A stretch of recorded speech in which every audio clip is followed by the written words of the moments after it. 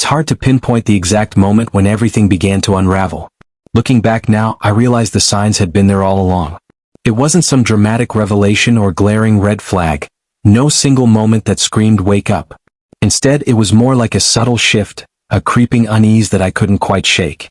My wife, Karen, had always been a bit of a free spirit, a party girl with a magnetic energy that drew people in. I admired that about her once. But lately, it felt as though she was drifting further and further away.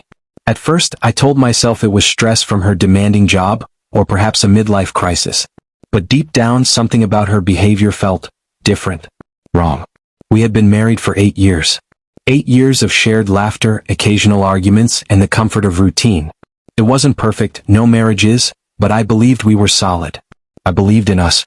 That belief began to waver when Karen started going out more often, claiming it was just time with the girls or after-work meetups. She became distant, her phone a near constant companion. When I asked her who she was texting, her answers were vague, dismissive. Just work stuff, she'd say. Or, the girls are being silly. But I couldn't ignore the way she'd quickly tuck her phone out of sight when I entered the room. I convinced myself I was imagining things. I didn't want to be that husband, the suspicious, overbearing one. But everything came to a head on New Year's Eve. The party started like any other. A night of music, laughter, and champagne, filled with the usual mix of friends and acquaintances. Karen, stunning in the red dress I loved, was her typical vivacious self. She laughed easily, danced with abandon, and seemed to be having the time of her life. But there was an edge to her energy that I couldn't quite place. Then there was Brad. One of my old college buddies. Brad had always been a charmer, and I'd never had reason to doubt him before. At first, I thought nothing of the way Karen gravitated toward him. But as the evening wore on, I noticed the lingering touches, the way her laughter seemed just a little too loud at his jokes. My stomach tightened as I watched her hand rest on his arm for a moment too long. I told myself it was nothing. Just the buzz of the party, the champagne talking. But then, as I stood near the food table chatting with some friends, I saw it. Karen and Brad standing close, whispering. Her hand on his shoulder, his face inches from hers. And then, as if it were the most casual thing in the world, he slipped her a note. My chest burned. The heat of anger, confusion, and dread flooded me. Without thinking, I crossed the room, my heart pounding. Brad, I said, my voice low but firm. Both of them looked up, startled. Karen's expression was unreadable, though her smile never faltered, that same practiced, disarming smile she always used in uncomfortable situations. What's this? I demanded, snatching the note from Brad's hand before either of them could react. My eyes scanned the words, each one hitting like a punch to the gut. Flirty. Suggestive. Plans to meet later. My hands shook as I looked up, first at Brad then at Karen. She didn't look guilty. She didn't even look sorry. Karen, I said, my voice tight with barely controlled fury. What the hell is this? Her smile faded, replaced by a look of annoyance. Oh, Jake, it's not what you think, she said, rolling her eyes. It's just a joke. Brad and I were just messing around.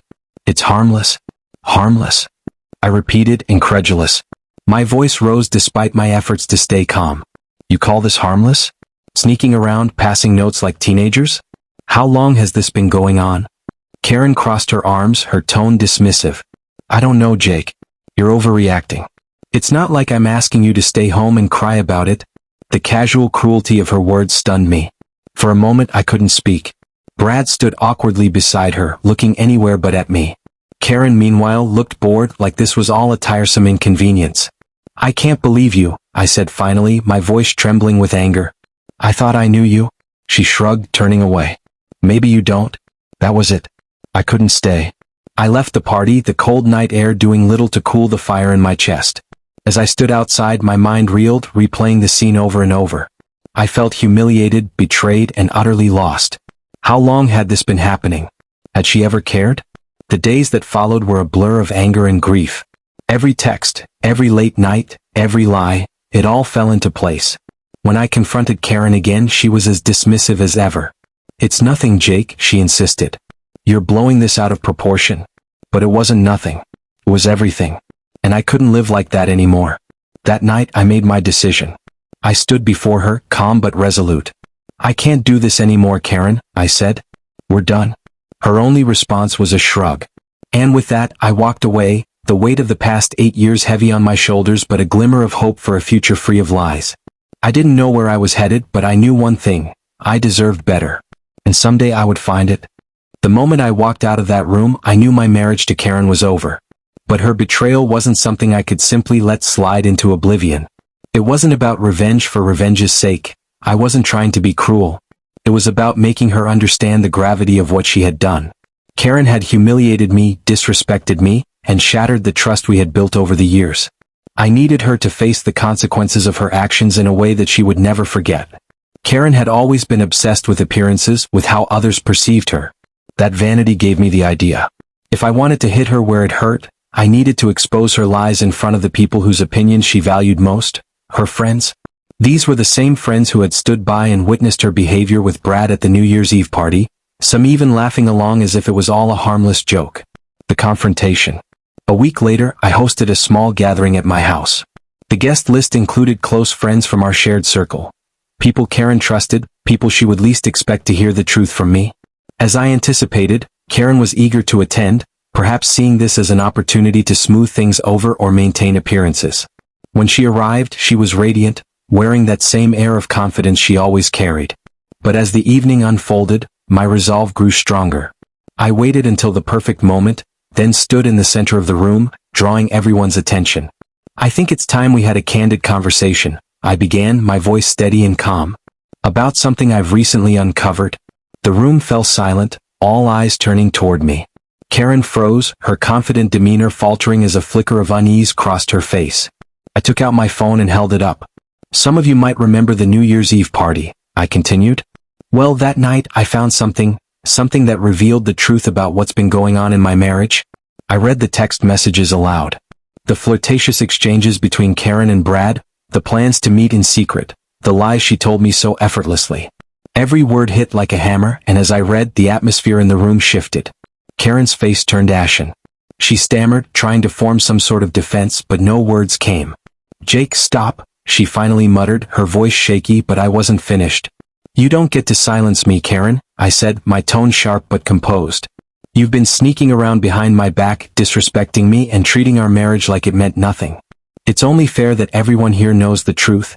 The room was deathly quiet. Karen's eyes darted around, searching for support, but no one came to her defense. The weight of her humiliation was evident, and for the first time, I saw real panic in her expression. "You're an idiot," she spat finally, her voice trembling with anger. "You had no right to do this." I shrugged, my expression cold. "You did this to yourself, Karen. Actions have consequences." Without another word, she stormed out of the house, her heels echoing sharply against the floor. I didn't stop her. The damage had been done, and for the first time in weeks, I felt a sense of control over the situation. Moving forward, the days that followed were surreal. Karen didn't contact me immediately, and frankly, I didn't care. Exposing her betrayal had been cathartic, but as the adrenaline wore off, I was left to grapple with the emotional aftermath. It wasn't just anger anymore. It was a profound sense of loss, of the life I thought we had, of the future we'd planned together. Memories of the good times haunted me, making it harder to reconcile the Karen I had loved with the person who had so casually destroyed our marriage. When she did eventually reach out, it wasn't with an apology. Instead, she showed up at my door, furious. "You've ruined my life," she shouted, her voice dripping with venom. "You had no right to humiliate me like that." I stood there, unmoved by her outburst. "You ruined your own life, Karen," I replied, my tone measured. "You made the choices that led us here. Don't blame me for exposing the truth." She glared at me, her expression a mixture of anger and desperation. "You'll regret this," she hissed before turning on her heel and slamming the door behind her. I didn't chase after her. I didn't feel the need to. For the first time in a long while, I felt free. Healing. The days after Karen's departure were quiet, almost eerily so. Without her presence, I had the space to reflect and begin the process of healing. I reconnected with old friends, revisited hobbies I had neglected, and focused on rebuilding my sense of self. Karen tried to reach out a few more times, but I ignored her calls and messages. I knew that going back would only prolong the pain. She had made her choice and I had made mine. Looking back, I realized that trust is fragile, and once it's broken, it's nearly impossible to repair. I also learned the importance of standing up for myself, of knowing my worth and refusing to tolerate disrespect. To anyone facing a similar situation, trust your instincts. If something feels wrong, it probably is. Don't let love blind you to the truth, and never settle for someone who doesn't value or respect you. As for Karen, I don't know where she is or what she's doing now, and honestly, I don't care. I've moved on. I've started building a life free from lies and betrayal. And for the first time in years, I feel at peace.